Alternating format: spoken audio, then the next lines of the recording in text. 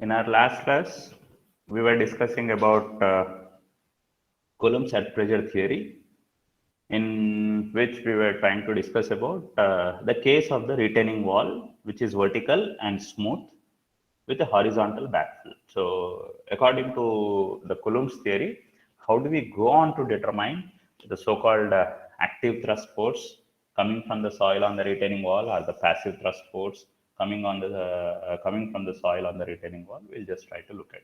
And for the other cases also, like your backfill can be inclined, retaining wall can be inclined. You can also incorporate the roughness of your retaining wall.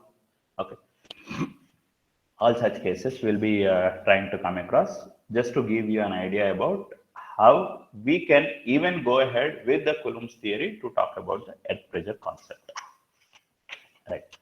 So in the last class, we were trying to discuss this particular case, and in the process, we were trying to derive an expression, and I hope we have derived till here. So we have talked about how to calculate the weight of that particular soil wedge. That in the case of Coulomb's theory, we do not talk about the stresses developed in the soil, or we don't choose a soil element and we don't talk about the stresses that are getting developed in the soil. But what we look at in the case of Coulomb's theory is, you consider your so-called soil wedge, and that soil wedge will act like a rigid body, and depending on the sliding action of that rigid body, either in the upward direction or downward direction, depending on the moment in your retaining wall. So if the retaining wall is moving away from the soil, then your so-called rigid block, or the rigid body, or your soil wedge, what you are looking at, will try to slide in the downward direction along that failure surface, expected failure surface.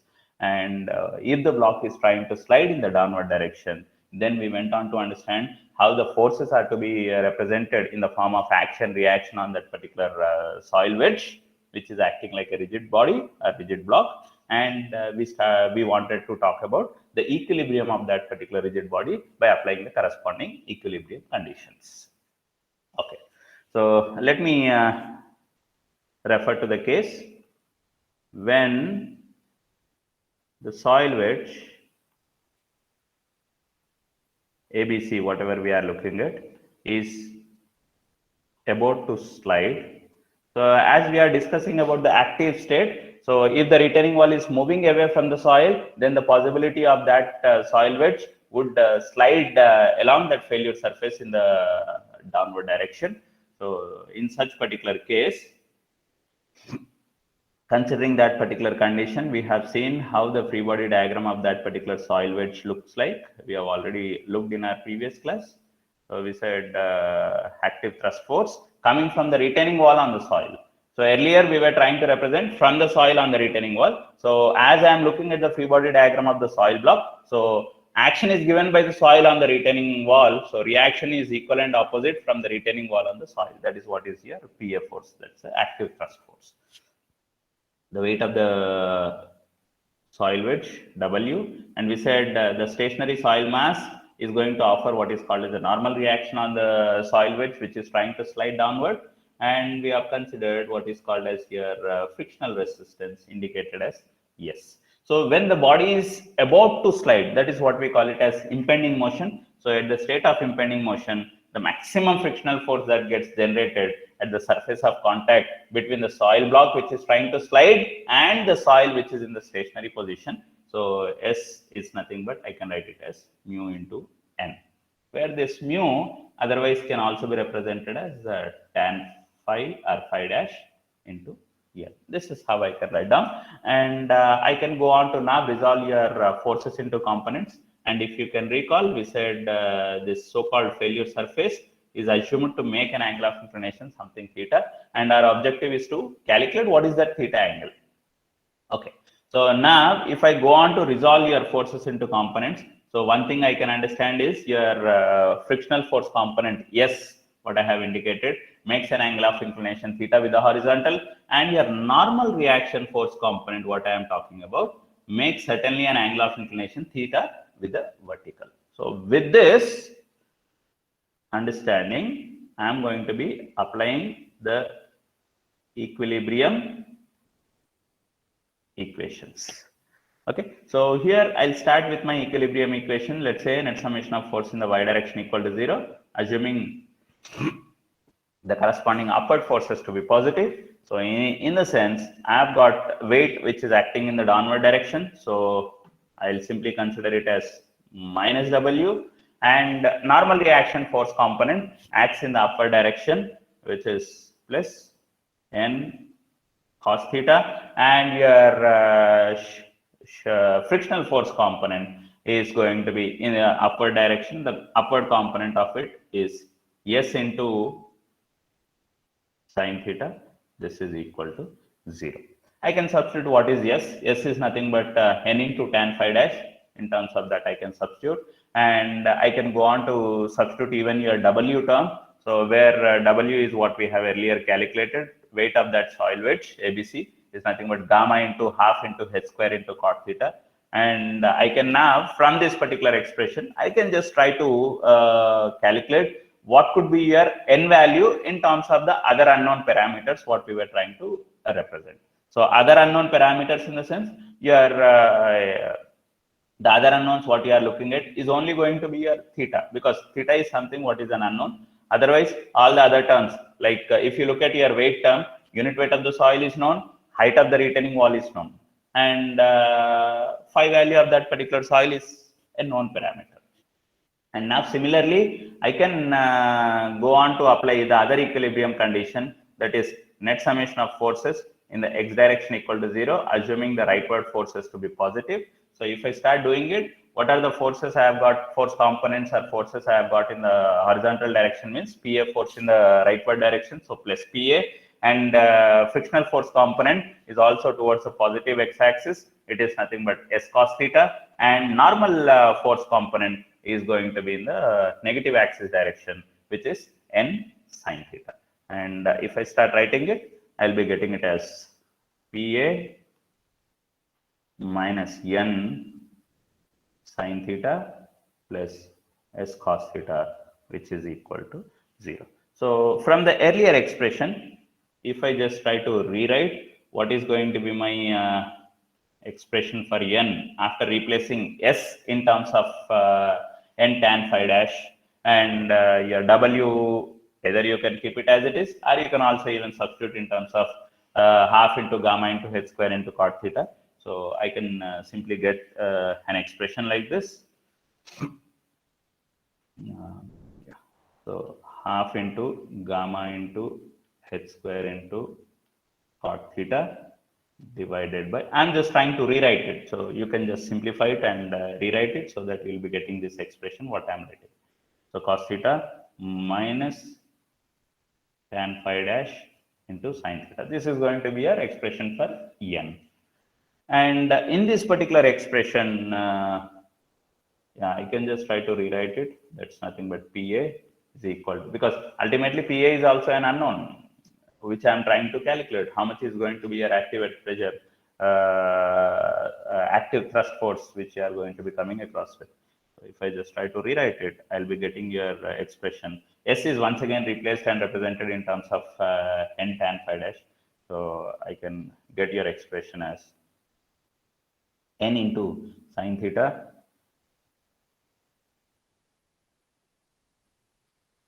plus tan phi dash into cos theta. So I hope it is not plus, it is minus. If it is wrong, please correct me. So in the earlier expression, we had what is your N value. So I can get that N, which is in terms of the unknown theta. So I can get that N and accordingly substitute into this particular expression of PA. So then what I'll have here is, therefore PA, what I am trying to look at. So the N was half into gamma into h square into cot theta divided by cos theta minus tan phi dash into sine theta. This total of sine theta minus tan phi dash into cos theta. This is going to be your expression. And now if I want to find out what is your active thrust force, I should know what is that theta angle, at what angle of inclination your failure surface is getting generated. So for finding out what is that appropriate angle of theta at which the soil block tends to slide. So for some particular theta angle, so you would see that your soil block starts sliding, and for any more theta higher than that, if you just represent, obvious that soil might have already failed. So when you are talking about the impending motion condition, so for some particular angle theta, you are going to see the sliding is getting initiated. That's nothing but the limiting equilibrium condition is what we are coming across with. So for that limiting equilibrium condition, so how much is going to be your active thrust force is what we are trying to calculate. So you can write S in terms of N, where S is nothing but N tan phi dash. Okay. And get all your N terms onto one side and take all the other remaining terms onto the other side. It should be plus. Is it correct? Tan phi into sin theta, right? Because the W goes on to the other side. And in the same way here also, this is plus. Yeah. So for calculating the limiting value of your PA. So limiting value of PA, when do I get means at the limiting equilibrium condition. So for finding out that corresponding theta value at which you attain what is called as your limiting equilibrium condition. So I'll be going on to write down the expression, like we are going to be talking about the maxima and the minima condition, based on which I can go on to get at what corresponding angle of theta you will be getting what is your corresponding limiting equilibrium state. So for that, what I'll try to do is I'll derivate your function PA with respect to theta and equate it to 0. And from that, I'll try to calculate the value for theta. So upon derivating and equating it to 0, I'm not going to solve it here. Please refer to any of the standard books. So you will be getting the expression for, just a minute, let me erase this.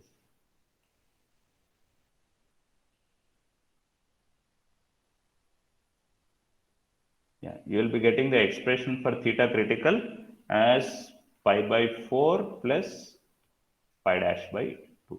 So it means that you are going to have the limiting equilibrium state or the impending motion state in that particular rigid block, what you are looking at the soil wedge ABC, which you are trying to look at. So the failure surface is expected to be getting developed at an inclination of pi by 4 plus pi dash by 2 with the horizontal. And this case, what we are talking about is the active state. So if you can recall from the Rankine set pressure theory, in the case of active state, so your so-called failure surface, what we were trying to talk about, exists at an angle of inclination pi by 4 plus pi dash by 2 from the horizontal axis. So even in the case of Coulomb's theory also, yeah, we are getting the same thing. So that so-called the failure surface, what we are trying to consider, develops at an angle of inclination pi by 4 plus pi dash by 2 for the limiting equilibrium state in that particular soil.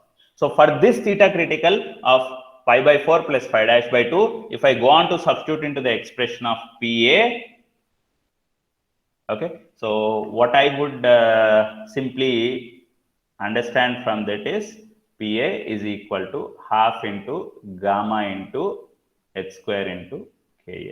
So this is how I'll be getting my generalized expression again. So what does this Ka refers to means? Ka is nothing but 1 minus sine phi dash by 1 plus sine phi dash. So for that theta critical, which is equal to pi by 4 plus pi dash by 2. So I can get my, after substituting the theta value of pi by 4 plus pi dash by 2 into the expression of PA, what we had earlier, I'm going to be getting the expression in the generalized form again like this. So in that expression, what does Ka refers to means? It's nothing but 1 minus sine phi dash by 1 plus sine phi dash. So what I just want to conclude here is, in the case of smooth vertical retaining wall with backfill horizontal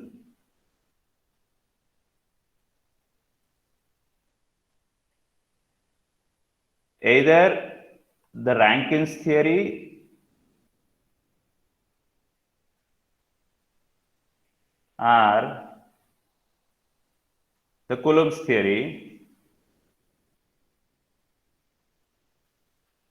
gives the same value of your active earth pressure or your active thrust force when you are trying to calculate. So that's what I mean to mention here. So whether you talk with respect to Coulomb's theory or Rankine's theory, you don't see much variation in your earth pressure values, what you are going to be estimating. But however, there would be variation depending on the case what you are considering. So in the case of roughness of the retaining wall, if it is considered, so which is not considered by Rankine, that so-called roughness of your retaining wall is not taken into consideration by the Rankine, but whereas the Coulomb's theory takes into consideration of that roughness of your retaining wall, roughness of the surface of the retaining wall, which is in contact with the backfill material. Okay, so case to case it varies, but however, just to have an idea, like we do not come across with large variation in terms of the earth pressures what we are estimating based on either Coulomb's theory or Rankine's theory. But major difference in terms of the Coulomb's and Rankine's theories, Rankine's theory do not take into consideration of the roughness of the retaining wall, whereas the Coulomb's theory do considers the effect of the roughness of the retaining wall.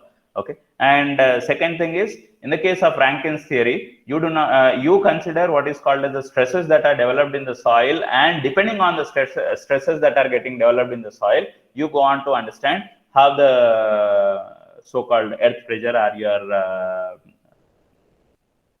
earth pressure thrust force is what we are trying to calculate, which is coming from the soil on the retaining wall. But when it comes to the case of Coulomb's theory, you don't talk about the stresses in the soil at soil element. Rather, you consider a soil block which is expected to be undergoing the failure on a hole, and depending on the expected direction of sliding in that soil block, we go on to apply your equilibrium conditions by representing the free body diagram of that soil block, and then we go on to calculate how much is going to be your so-called thrust force coming from the soil on the retaining wall, either in the case of active state or either in the case of your passive state.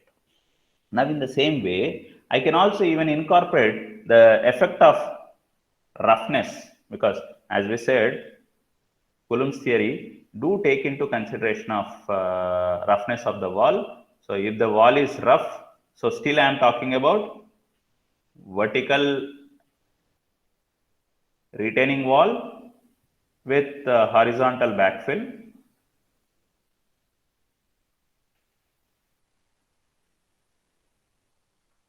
So I'm still referring to this particular condition only, but let's quickly have an idea. And this is also the discussion what I'm having here is again for your active state. So similarly, you can also go on to derive it for your passive state. There is nothing wrong in what we are talking here. So you'll also be getting in similar lines for your passive state also. But I'm just trying to give you an idea about this Rankine's theory. We're not going into much details of each aspect in how do we get for active state and passive state according to the Coulomb's theory. So let me look at the case of your retaining wall. Okay, let's say this is my retaining wall, and this is a backfill material which is said to be horizontal. And I'm assuming that you will have a soil wedge with a failure surface. This is your failure surface, which is a planar surface, which is assumed to be getting developed at some angle of inclination theta. And our objective is to calculate this theta value. And once you get that theta value, you go on to substitute into the expression of your active thrust force, and you get your value for your active thrust force. Yeah. So once again, if you go back to draw the free body diagram of this particular soil wedge ABC. Okay. So what all forces that are coming on that particular soil wedge is what we'll try to understand.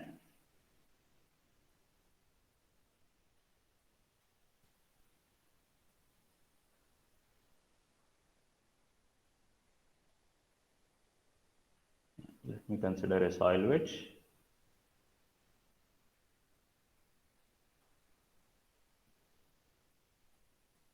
Yeah, this is my soil wedge. A, B, C, where the weight of the soil wedge is indicated as W. Now look at here. Earlier we were trying to refer to the active thrust force which was coming from the retaining wall on the soil in the form of the reaction, which was represented horizontal. Okay, so which I am even representing the same thing. But is it correct to represent like this? It's not actually correct. Why? Because it's not only your horizontal reaction what you are coming across, which is certainly to be represented as what is called as your active wet pressure. Because from the retaining wall, now we are also coming across with an additional force which we are coming across with. What is that? It's your friction what was getting developed between your retaining wall and the soil. Generally, if the soil block is trying to slide in this downward direction, what does this soil block offers on your surface of the retaining wall? On this particular surface of the retaining wall means your soil blocks tries to push your retaining wall in this downward direction, and because of which action generated by the soil block on the retaining wall at that roughness surface of contact is the downward direction. Then the reaction offered by your retaining wall on the soil wedge is going to be in the upward direction. At this particular surface of contact, the reaction offered is in the upward direction. Okay, so I am not particularly representing your active thrust force now in the horizontal direction, because you have a resultant force component coming into picture because of the horizontal as well as your vertical reactions offered by your retaining wall on your soil. So that's the reason why we go on to represent what is called as your resultant force component. Let me draw it again.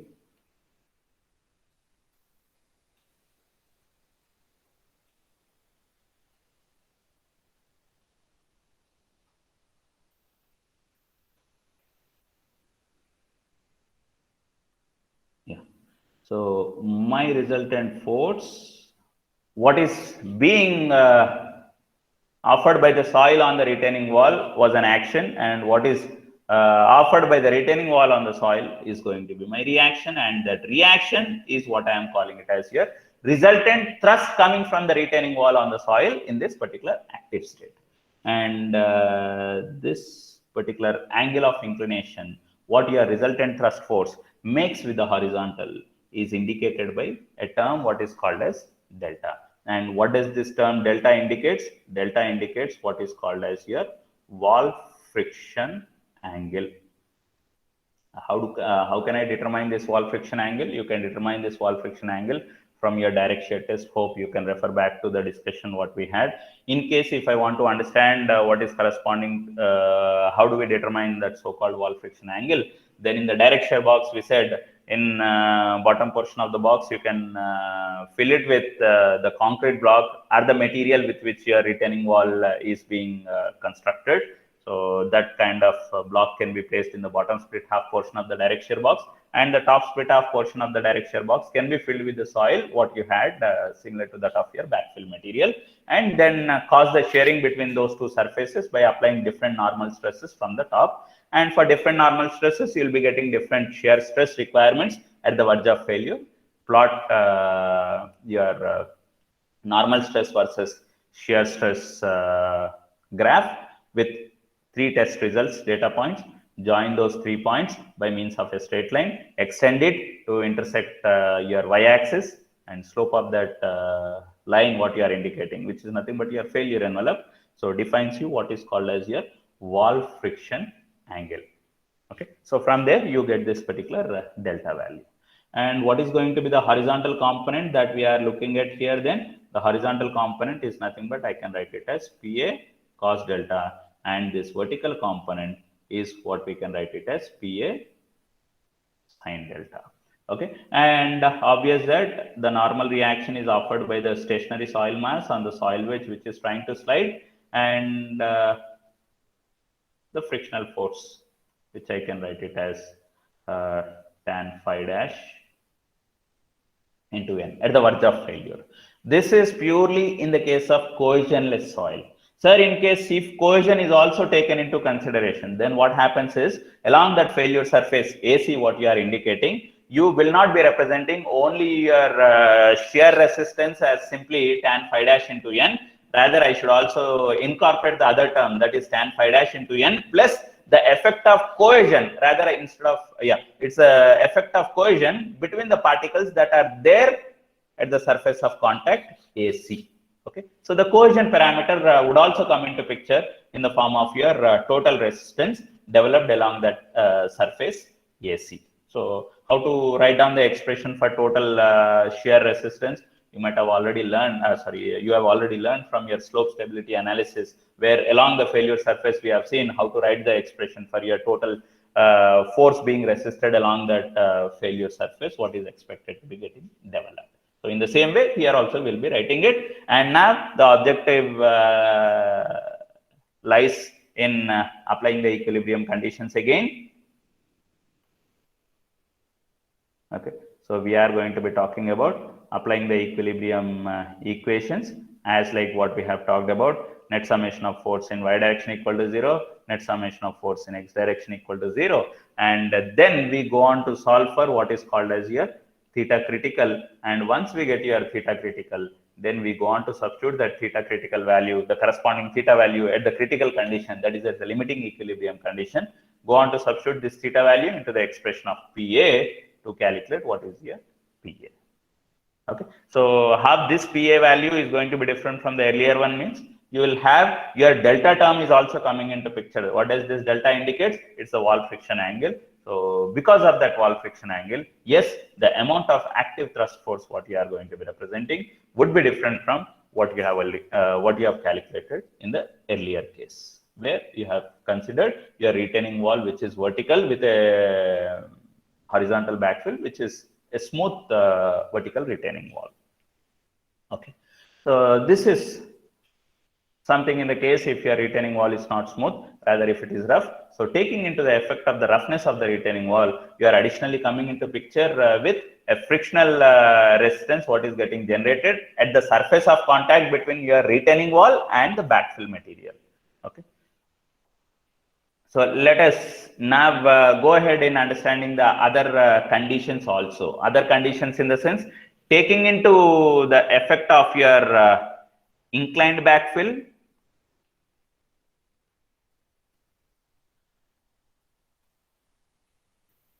inclined retaining wall, or rather inclined rough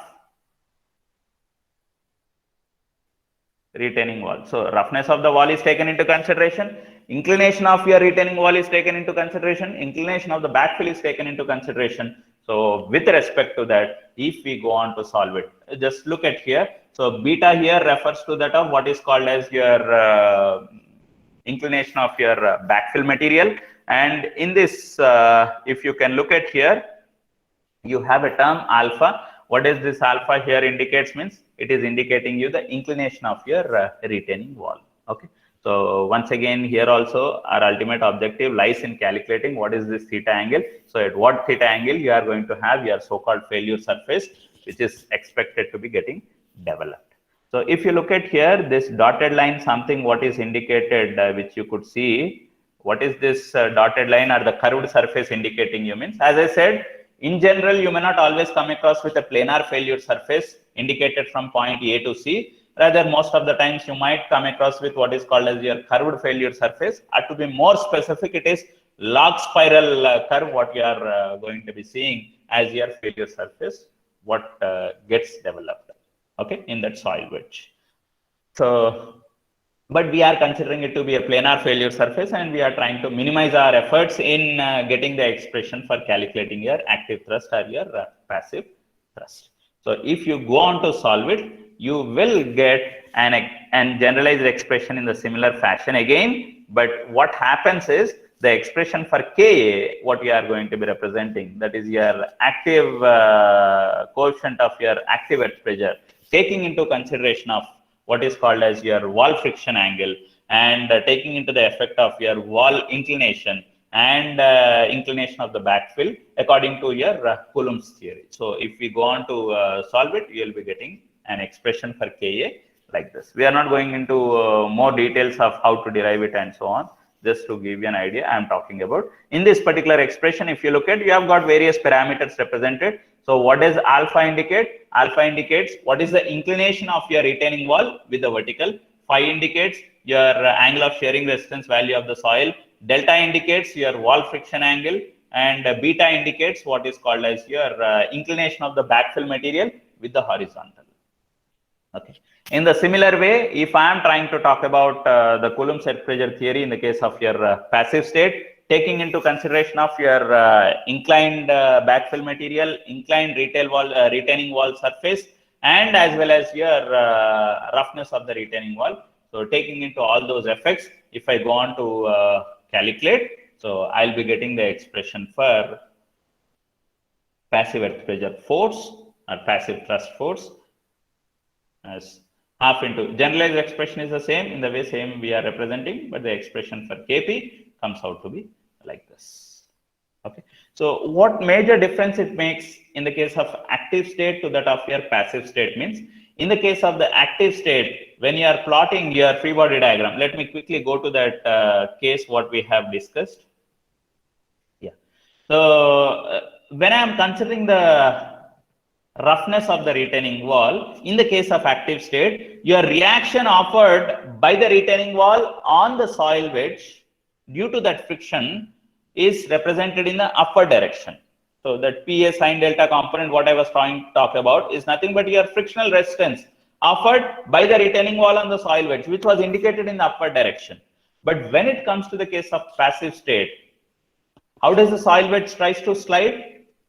Because in the case of passive state, retaining wall tries to move towards your soil. When the retaining wall is moving towards your soil wedge gets pushed in the upward direction. So along that failure surface, your soil wedge tries to slide in the upward direction.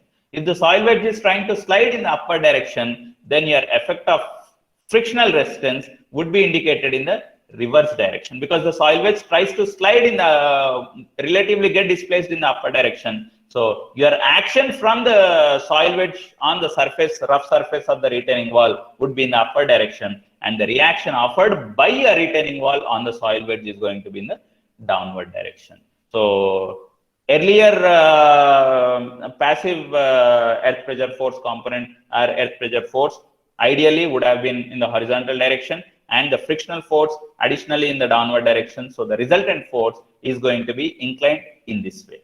So, okay. So I'm showing by gestures. So you would be able to see in the other slide simultaneously, which gets placed with my image. Okay. So there you could see what I'm trying to talk about. So just only the difference is, instead of representing your frictional force reaction in the upper direction in the case of active state, passive state, we will be indicating in the downward direction. Obvious that the resultant force component direction would get changed. Just to give you an idea, so for the same discussion, I'll just simply draw that free body diagram, okay, of the soil wedge. This is going to be my soil wedge, which I'm trying to talk about. So this soil wedge will try to slide in the upper direction. So because of which, earlier, if this wall friction angle was not there, then resultant thrust was only in the horizontal direction. But because of this additional friction which is coming into picture, the resultant active thrust force is going to be in this way. So PP. So this is going to be my wall friction angle. So the horizontal force component is nothing but PP cos delta, and this frictional reaction what you are coming across is nothing but PP sin delta. And the weight, yes, W in the downward direction.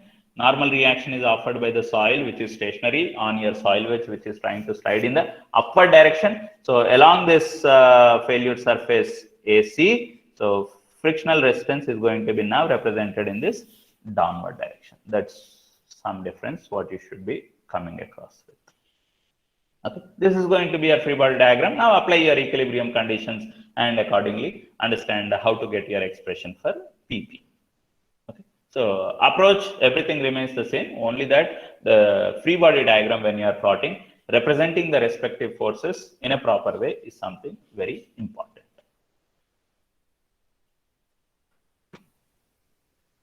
Okay.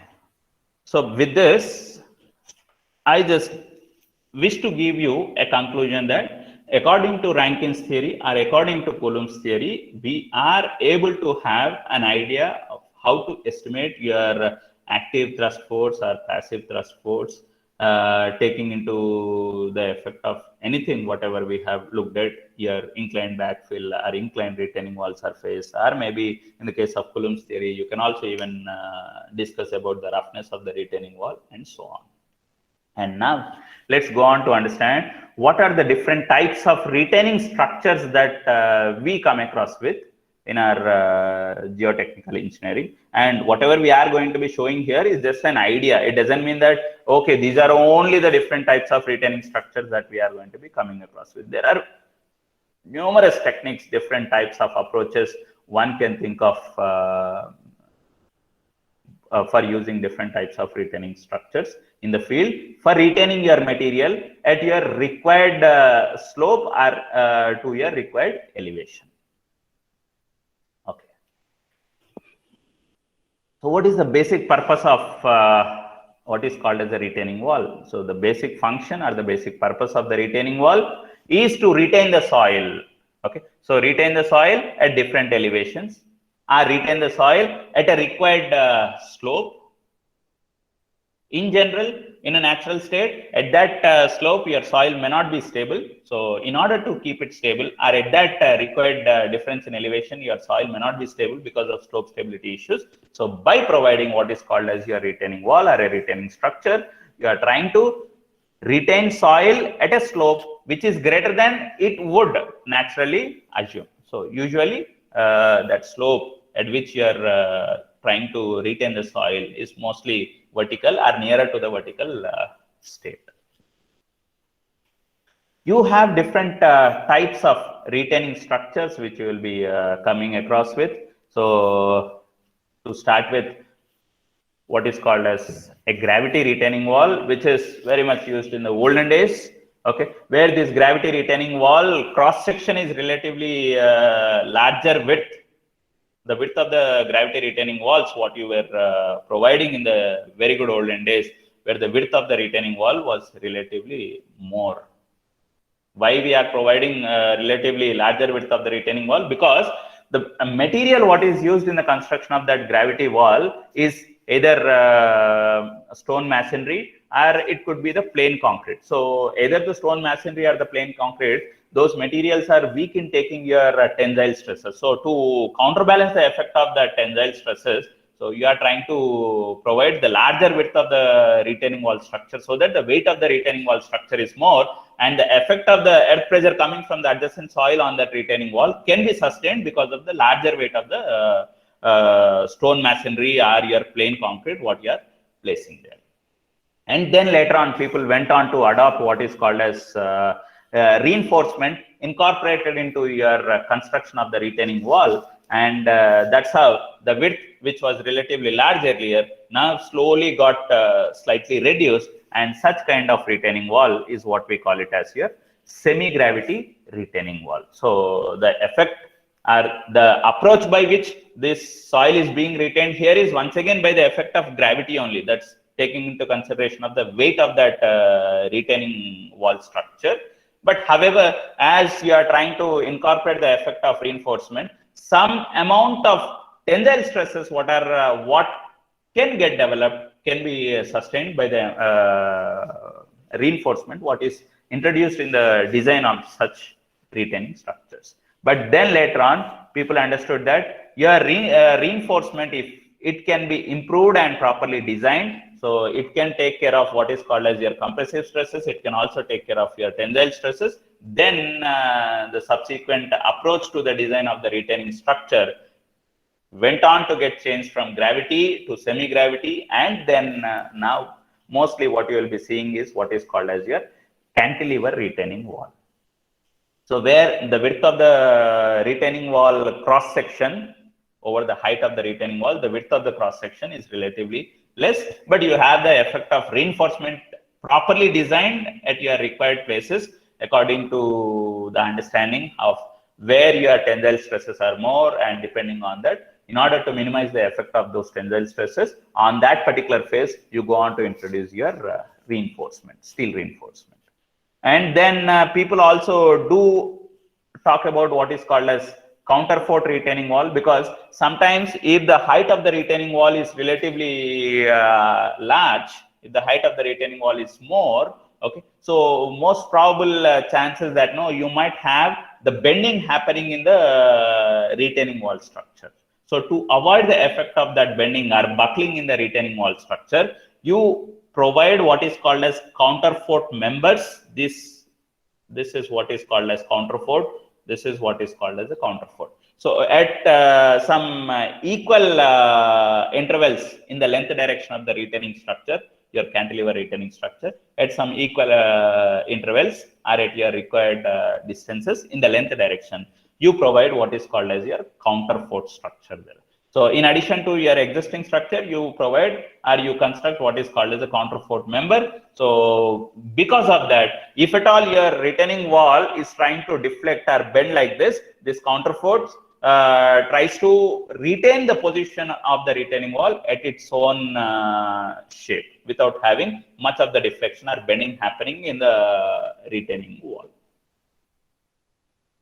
Yeah. So as I mentioned, like gravity retaining wall, semi-gravity retaining wall, counterfort retaining wall, and your cantilever retaining wall. Apart from that, you would also come across with what is called as sheet piles. You will have some sheets which are driven into the ground, which would act like your retaining structure.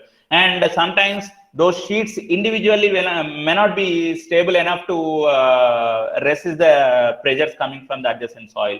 You will try to provide what is called as anchors in addition to that particular sheets which are driven into the ground. Or sometimes it may not be anchors. You might try to insert what is called as soil nailing. Soil nailing is another technique. What we do is we have some panels which are supporting the soil on the other side, where you try to insert some steel reinforcing bars into that panel, so that these steel reinforcing bars gets penetrated into the soil mass. And that's how, if at all your soil adjacent to this retaining structure is pushing the retaining structure away, so these soil nails are the reinforcement or the anchor what is provided into the ground will pull that retaining structure back into its position and holds the retaining structure at its position without having much of the deflection or deformation happening in the position of the retaining wall there, to minimize the effect of your failures subsequently.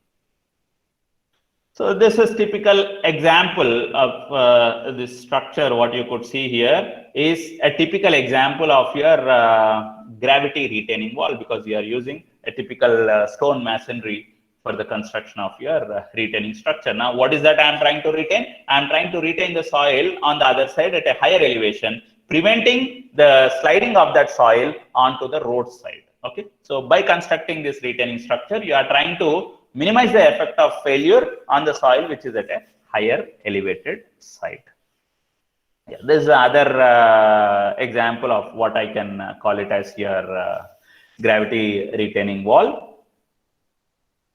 Yeah, this is what is your, I don't typically call this as your gravity retaining wall alone. So you would also have the reinforcement which is designed in this particular retaining structure, because this kind of structures are being adopted in nowadays along your coastal areas or Ghat regions, where the elevation between the higher ground to that of the lower elevated ground. So if the elevation difference is very high, or if the soil on either sides is relatively weak, which introduces the failure. So in all such particular cases, we go on to go for this retaining structure. So this could be typically a semi-gravity retaining structure or a cantilever retaining structure, depending on the design, how it has been done there. So this is how typically your cantilever retaining structure looks like. Okay, so this is your cantilever retaining wall, which we call it as. Yeah. So if you look at your cantilever retaining wall, this is your backfill material.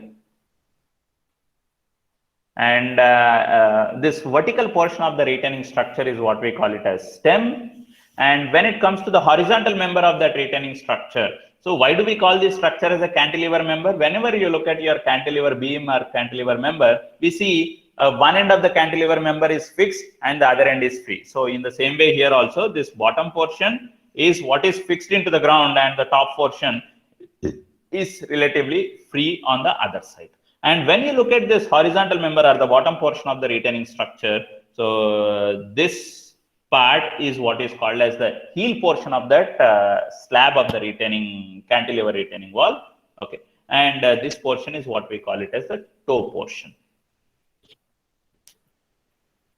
Yeah. So typically, when you go on to construct this cantilever retaining structures, which are widely and commonly used because of its easiness in the way of constructing. Because if it is a masonry retaining wall, that's a gravity retaining wall or something like that, I have to construct that in the field itself. But now this cantilever retaining structures, the panels of those cantilever retaining structures can be fabricated at some other place. You can get it to your required site, place them and connect one panel with the other, and then accordingly finish the construction of that retaining structure at relatively faster rate. And you can also understand the width of that retaining structure is very much minimized, so that the amount of investment and the other aspects can be decreased. So in the process, if you are trying to place that panels to construct in the form of a retaining structure, so first to have a proper bond that gets developed between the adjacent material to this particular retaining structure what you are placing, you are trying to make some drilling, a process of drilling, so that the gap between that existing material to that of this retaining panels can be filled with a proper drainage material, or you can fill it with a proper granular material. The purpose of that proper granular material what you are placing here, if you can look at here, this is the proper granular material what we are trying to talk about. So the purpose of that granular material is to minimize the effect of your pore water pressures which are building up there. So if there is any seepage happening from the adjacent soil, so water can easily get drained into that coarser material what is filled there, and that coarser material would act like your drainage medium, and you will have some drains which are provided through the cross section of your cantilever retaining structure, or maybe a kind of some pipes what will try to provide along the longitudinal direction of your retaining wall, and we try to allow the water to get drained out of that particular region through those particular filtering medium. Okay, and I was trying to talk about something what is called as your soil nailing techniques. Okay, so here you are having what is called as some geosynthetic material or various types of techniques which are available in the market now. So I can have such kind of material which is placed on the surface of the soil, which is to be retained there in its position. And we are going to make some small holes into the ground. If you can look at here, there is a small hole which is made here with the help of the machinery. And into that small hole, we try to insert what is called as larger diameter steel bars, or maybe an anchoring mechanism can be done into that smaller holes. And once you place your reinforcement into that, you are going to be grouting the vacant region what is created there by the grouting material, so that your reinforcing bar is firmly holding the soil, and your the panel material, or maybe your geosynthetic material, geofabric material what you are placing there on the surface, so it is going to be held at its position without having any collapse to the adjacent soil which is there on the higher elevated side. This kind of retaining structure is typically what is called as a crib wall. Okay. So the crib wall is nothing but you can see here this hollow cross-sectional portion between transverse members and the longitudinal members. Okay. So that hollow cross-section shaped members is what is called as your crib wall, which is formed by placing transverse and longitudinal members of a beam shaped cross sections Such kind of wall, what you are constructing is what is called as a crib wall. And in that hollow portion, what we do is we go on to fill it with your coarse grain material or any other geosynthetic material, so that your coarse grain material, because of its weight, the material will stand it in its own position. If at all the adjacent soil is trying to push this crib structure from its position because of the pressure coming from the adjacent soil on this structure, so due to the self weight of that gravelly material which is filled into the gap, so that your retaining structure will not get dislocated or deformed from its position. So this is a this is an example of retaining structure, what is called as a crib wall. Yeah, this is typically how a crib wall looks like.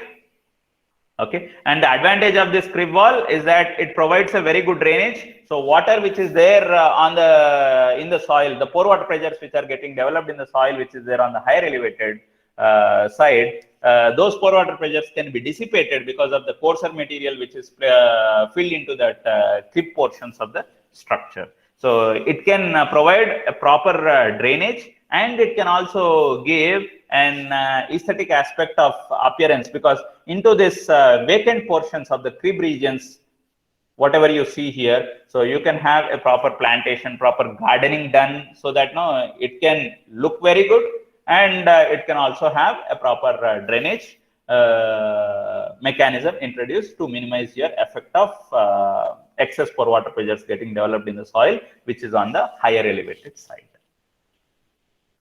Another type of retaining structure is what is called as gabion retaining structure. Okay, so gabion is basically nothing but you have what is called as a wire mesh, a hollow wire mesh, which is going to be filled with masonry stones. Okay, so that mesh which is filled with the masonry stone will certainly act like a wall. And if at all those stone pieces are trying to get displaced from its position, what does the mesh does?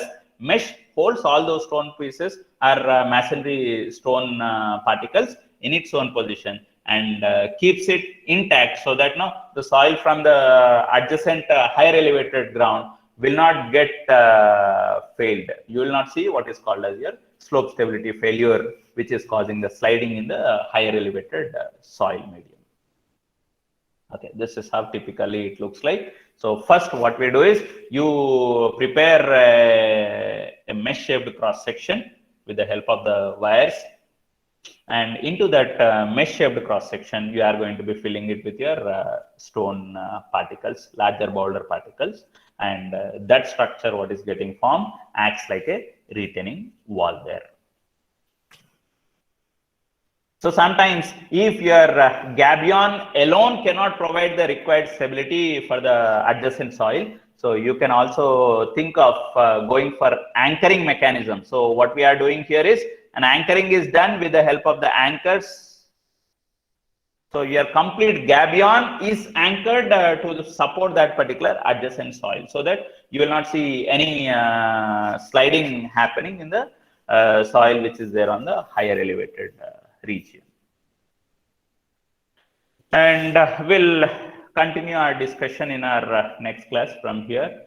So this is something, another type of retaining structure what we are very widely used in the case of your highway constructions, or in the construction of your flyovers and the other places.